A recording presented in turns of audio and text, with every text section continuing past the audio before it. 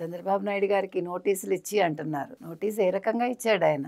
మీరు బహిరంగ క్షమాపణ 15 రోజుల్లోగా చెప్పకపోతే మీ మీద 1.45 లక్షలకి మీకు పరువు నష్టం దావా వేస్తా అన్నాడు.